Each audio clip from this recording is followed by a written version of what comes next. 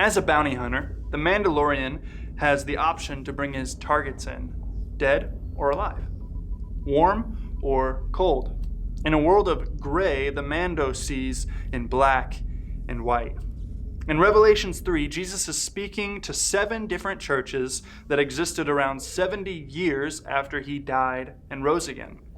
For most of the churches, he encourages them and then he rebukes them. It's really easy to see our own struggles as followers of Jesus in the rebukes Jesus gives these early churches. And at the end of chapter 3, what Jesus says to the church of Laodicea speaks so much to what it means to follow Jesus in our culture today. He says, "I know your deeds, that you are neither cold nor hot. I wish you were either one or the other. So because you are lukewarm, neither cold nor hot, I am about to spit you out of my mouth.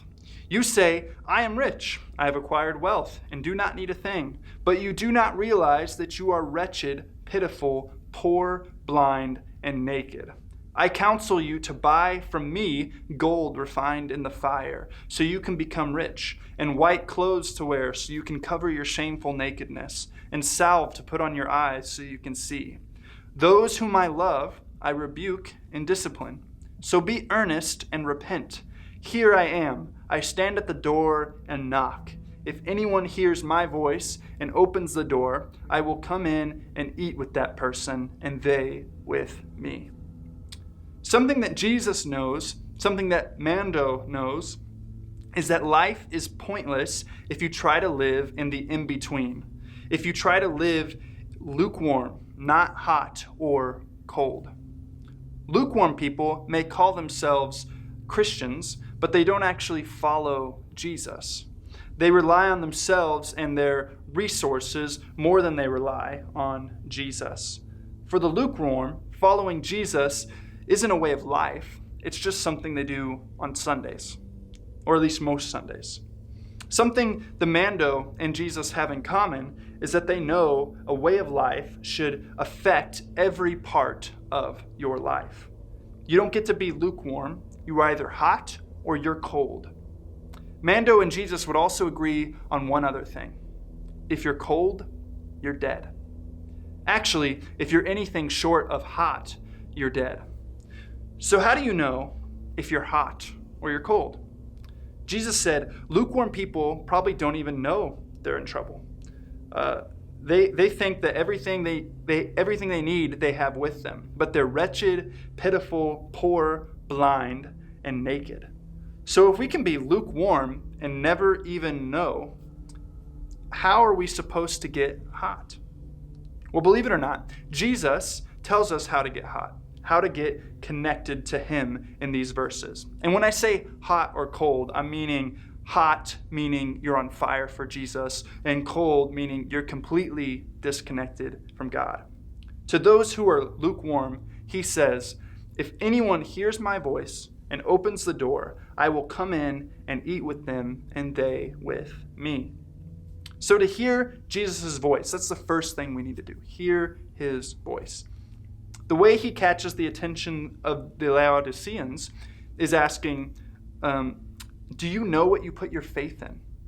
For Laodicea, they put their faith in their resources. Remember, they said they were rich. We have no need of anything. We're wealthy. And it's funny, the things that they were rich in, their main exports in Laodicea were gold, garments, and eye salve. To which Jesus says, "Hey, why don't you buy your gold from me? Why don't you get your white clothes from me? Why don't you get your eye salve so that you're not blind from me?" He's kind of making fun of them in that moment. But for us, in our culture, what we put our faith in may look a little different. It may be politics. You may put your faith in the right leader getting into office and changing things. It may be in money. If I had enough money to buy this thing or that thing, or just so that I was secure, then everything would be okay. Or maybe it's popularity. If people saw me in this light, or if I was cool enough, or people liked me enough, then everything would be okay. But what Jesus says is, let me provide instead. Why don't you buy your gold from me? Get your garments from me. Get your eye salve from me. And he also says you may not like what you hear from him sometimes. He says that the people that he loves, he rebukes and he disciplines. So if you want to hear Jesus' voice, if you want to turn to him instead of these other things you're putting your faith in, sometimes what he's saying to you may not be a whole lot of fun. But part of following the way is learning to discipline yourself to be more like Jesus. It's learning to hear what Jesus is teaching us and changing to become more like him. So once you hear Jesus' voice, the next thing you have to do is open the door for him. Open the door for Jesus. And he says the way you do that is to be earnest and repent, or just to be honest and repent. Find those things that you're giving more control over your life than Jesus to, and cut them out.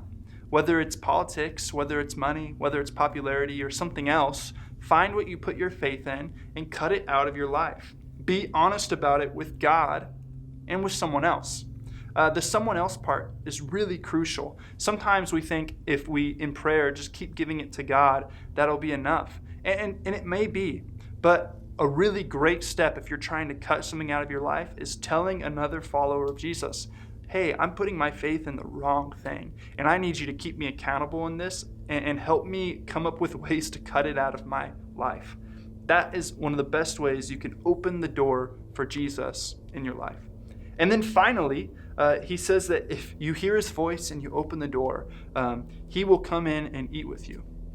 He will eat with you, and you can eat with Jesus. Another way to describe eating with Jesus is communion. And I'm not just talking about bread and juice. Being in communion with Jesus is being connected with him. The way you get on fire for Jesus is by being in his presence. And the way you do that is by reading his word, spending time in prayer, being with others who follow him, looking for him and inviting him into the ordinary parts of your life, like eating. And if you're not actively seeking his presence, you will become lukewarm. You'll miss him calling, you won't open the door, and you'll eat alone. In the end, that's what's going to matter the most. How much time you spend in his presence. That's what changes us. You can't be lukewarm about following Jesus. You're either hot or you're cold. You're in or you're out. You either say yes or you say no. This is the way.